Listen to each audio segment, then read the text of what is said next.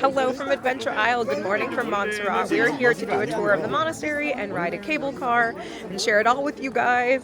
Our tour is starting right now. We just took an hour bus ride up here to the top of Montserrat, and it's time to start our tour, so let's get going.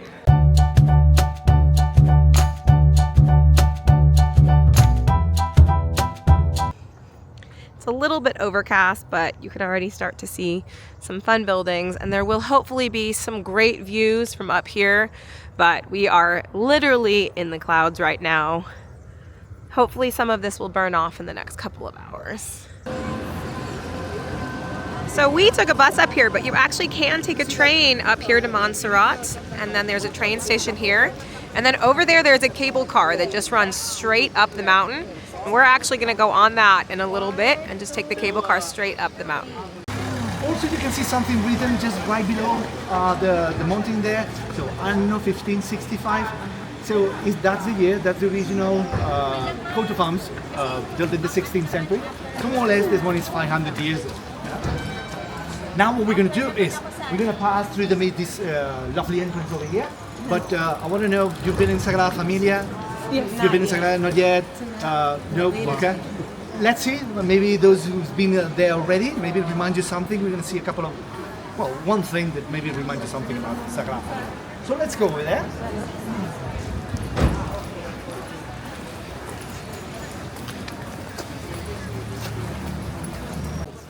So first up here in Montserrat, we're going to go and see the Basilica, and then later we're going to take a cable car ride up to the top of the mountain.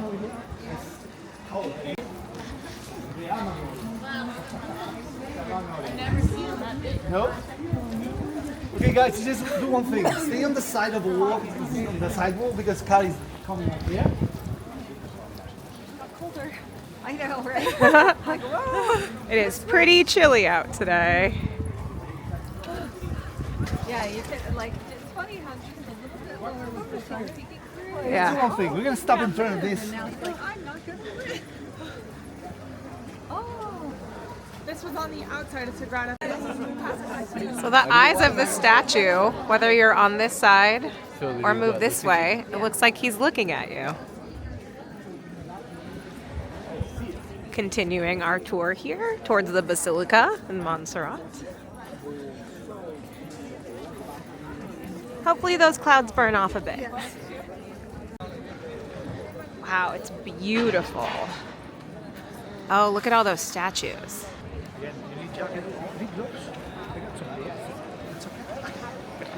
It's only a little bit longer. Right now there are 37 monks. They are Catholic, but they are Benedictines. So Benedictines, they were always looking for places like these ones, contact with the nature, isolated places. So this was a perfect place back in the 11th century, 1025, to build that monastery. The founder of this monastery was an abbot. His name was Oliva. So Abbot Oliva, when he came here, he already found 4 chapels built in Montserrat. One of them, Our Lady's Mary Chapel. This tiny little chapel was located more or less over there, one of the sides of a cloister. Yeah? So what happened? Pilgrims, when they came over here, because lots of miracles they were attributed to Our Lady's Mary or the Black Madonna, they were bringing candles. But apart from candles, also were bringing money, gold, silver. Even they donate lands. So it was the way to survive for all those monks. So that this monastery it began to grow really a lot, and until we had kind of a war. Well, not a kind of a war. We had a war with Napoleon Bonaparte, the French general. That war took place between 1814. You know that France, Napoleon, he wanted to conquer the whole Europe, making a kind of a big empire, like back in Roman times. So 2 of the countries he wanted to conquer, one of them was Portugal, crossing Spain is Portugal, and the other one was England. So passing from France to Portugal, he made a deal with Spain, trying to cross freely, reaching Portugal, but he thought, okay, I'm already in Spain, I'm gonna conquer Spain. So we fought a lot, yeah? So 2 of these cities that we had a lot, kind of a war. One of those cities was Gerona, the other one was Barcelona. Girona, Barcelona were taken by Napoleon troops. But just Montserrat, more or less, is in between those big cities. What happened is that Napoleon troops, in just only one day, destroyed all those chapels built all around here. There's the cloister. Now we only have half of it. The other half was completely destroyed, but half of the cloister, and then the basilica, part of the basilica, and the interior of the basilica as well. Yeah. But as you can see, everything looks new. Yeah. After that war, monks came back up to the mountain, and it was between 1950 and 1970 the whole place was rebuilt back again. And if you take a closer look, if you look at the facade, it's made of this kind of a rounded stones. So the whole thing, the whole restoration, they took the rock, the same rock as you can see over there. Yeah, these rounded pebble, little cobbles and pebbles. So it's the same kind of rock. Later on, I will explain about how it was formed, this mountain over here.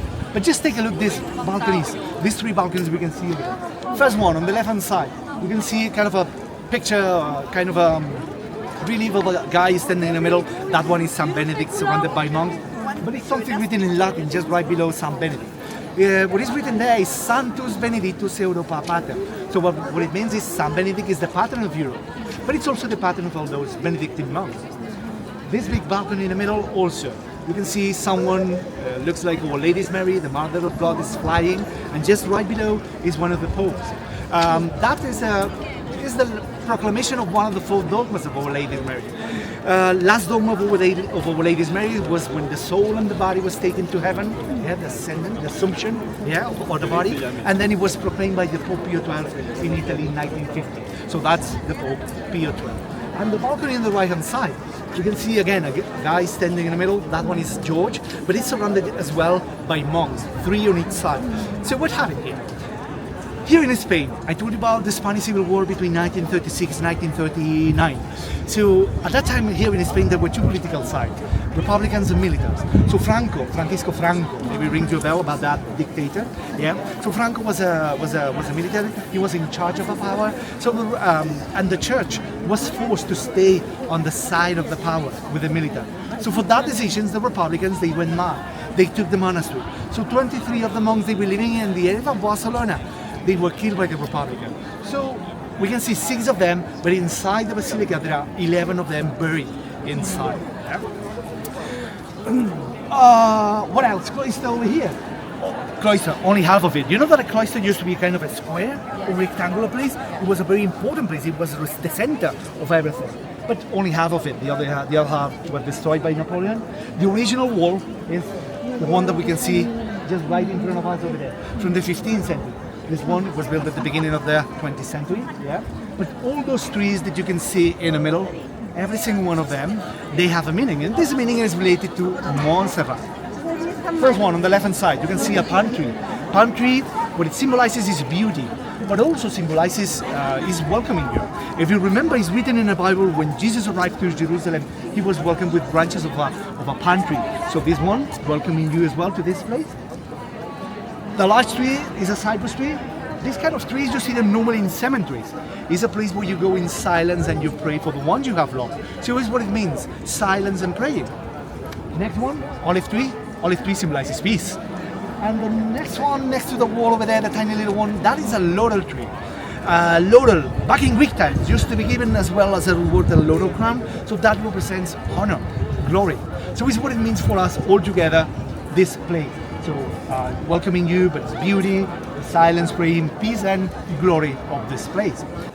Now it's time to head into the Basilica.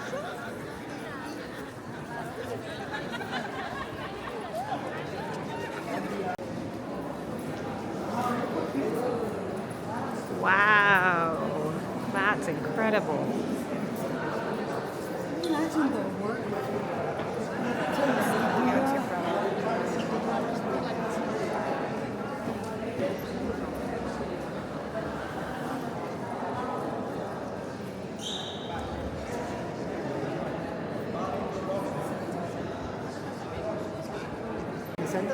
So over here, this is where the monks live.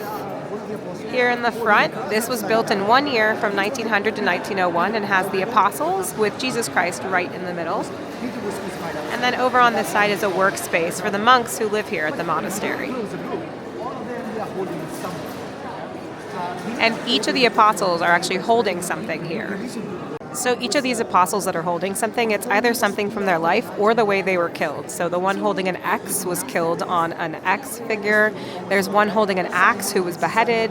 And then there are some holding crosses. And then there is some that are holding things like books who were not killed. But very interesting. And then most importantly, all the way on the left over there, the man who's looking down, that's Judas, looking down for what he did to Jesus. Now we are going to head inside the church, but we do have to be quiet.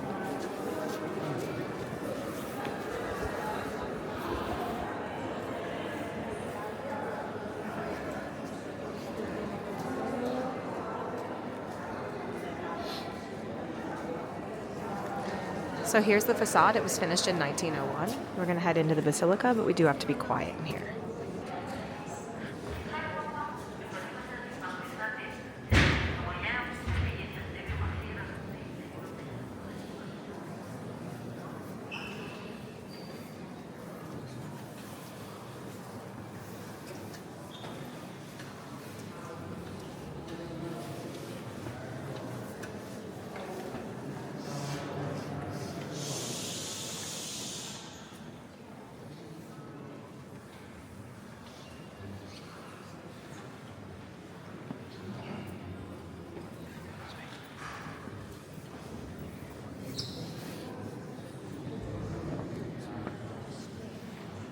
Oh, the sun is finally starting to come out of it, and we can see this beautiful view here at Montserrat and these mountains and peaks. And now it's time for us to go. We're gonna take this completely uphill cable car, and then we're actually gonna hike down. All right, our next stop, we're gonna take this cable car that goes straight up the mountain called the funicular. You can see this cable car that we're going to take coming down right now into the station.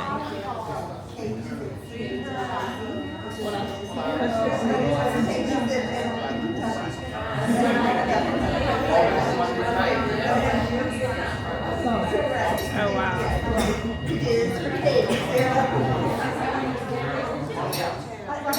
And then once we get to the top, we're actually going to hike down. Our tour guide told us that the best part of this tram is actually to stand towards the bottom so you can see the mountain as you go up.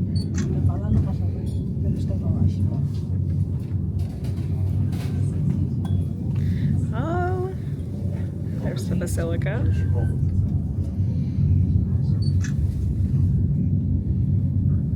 Cool. I'm just doing a time lapse. Oh, that's fun. Because like I don't know how long this video would be. Yeah. And I don't want a super long video. Oh, there's a mountain over there.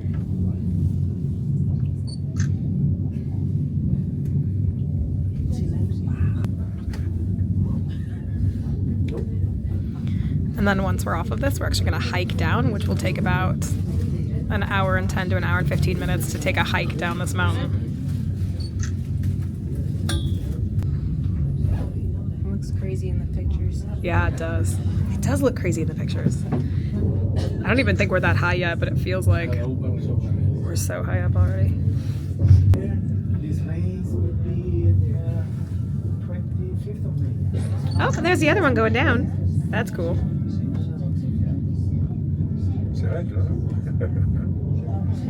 They do it just right before the cable car works. So around 8:30 something. Wow, that's a cool picture. Oh, and there's like a little meeting track down there, so this must be the spot where they always swap.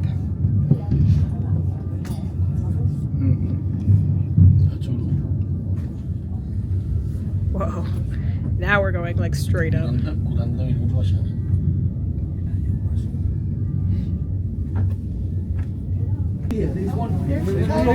Where? Oh, there's another one there. Oh, there is a mountain goat. This one is male. It is a male. Look how big his horns are. I'm trying to see it.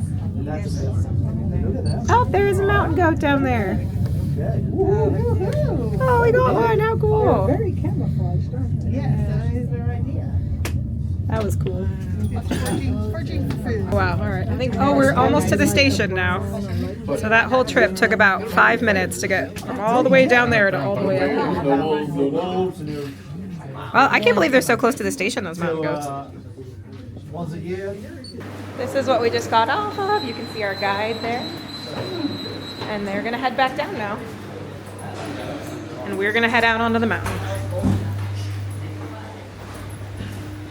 So now that we're here at the top, you should be able to see this really awesome mountain range of these awesome peaks of stone.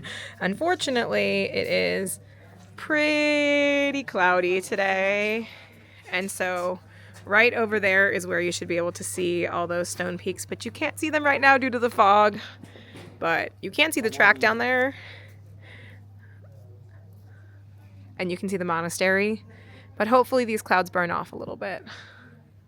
5 minutes ago I showed you guys this and the rocks were not there, but in just a few minutes all those clouds did burn off, and look how incredible this view is. Wow. There are those clouds down there.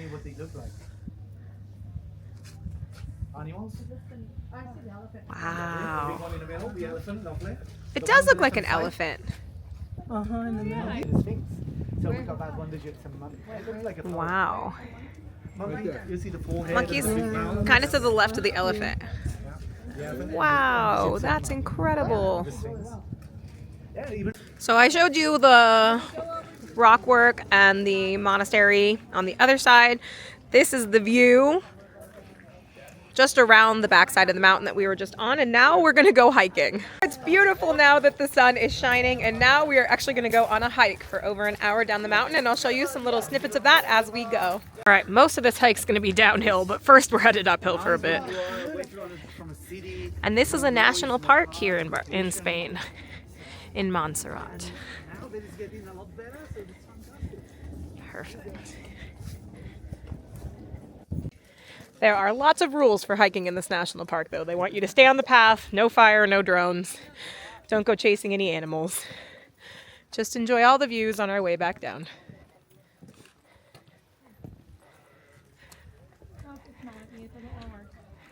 Now we're actually making our way down on this hike. We're taking one of the widest trails on the way down. There are several different trails all around this national park, but the one we're on is one of the widest trails, safest for groups, and still have those beautiful views. Here are some more incredible views. You can actually start to see the city down there now that the clouds, and some green space, now that the clouds are pulling up a bit. And there's a lot of people that are actually out hiking today. It's cold, but it's not raining like it was yesterday here in Spain. So I think a lot more people are out and about. Plus today is a Saturday, so it is a weekend. A lot of people are here to see the national park. We're still on that hike, and we're hitting some parts that are a little bit steeper than what we started on. But this entire hike just has incredible views of all different parts of Spain. You can see so far right now. We've been hiking about a half an hour and looking for some wildlife, and we haven't spotted much yet. But over here on the top of the rock, there actually are 3 mountain goats up there, just hanging out on top of the rock. So the goats you can see up there, they were brought in the 90s, and there was only 26 of them, but they have now bred, and there's more than 400 of them now living in this national park. So also here on our hike, there are actually 15 chapels here at Montserrat, and we're going to pass by this one right now. This is San Michael, and it's a chapel here on property. So down here, if we were to hike down a little bit farther, we would get to see up close that cross of St. Michael. But right now, there's a beautiful view of the monastery, and you can actually see the tram coming up the hill right now. You can see that little yellow tram vehicle slowly making its way up to Montserrat. One more thing I want to show you is this rock formation. From this view, you can very clearly see that there is rocks that they're natural formations, but they look like a sphinx, an elephant, and a gorilla. All the way on the left is the gorilla, and then next to that is kind of a side view of an elephant, and next to that there's a sphinx. And they're great right now because we have this beautiful clear view of those rock peaks, and those are just above the monastery, which you can see down there. We are almost to the bottom of this trail. It just takes a different amount of time depending on how fast you're walking and how confident you are walking on these steep trails, but we've been walking down now for about 45 minutes. Some people, it says online, can do it in about 35 minutes, just depending on how fast you walk and how often you stop to take pictures or videos. For us, it'll take about an hour and 10 minutes to get all the way back down to the bottom where we started and took that cable car. There are also a bunch of these cool statues here on the hike on the way down, as you get closer to that monastery. Thank you so much for coming along with us here on our morning and a little bit of our afternoon in Montserrat. I hope you guys enjoyed the views and our visit. If you're not already, make sure to like and subscribe here at our page, Adventure Isle, for lots more travel fun.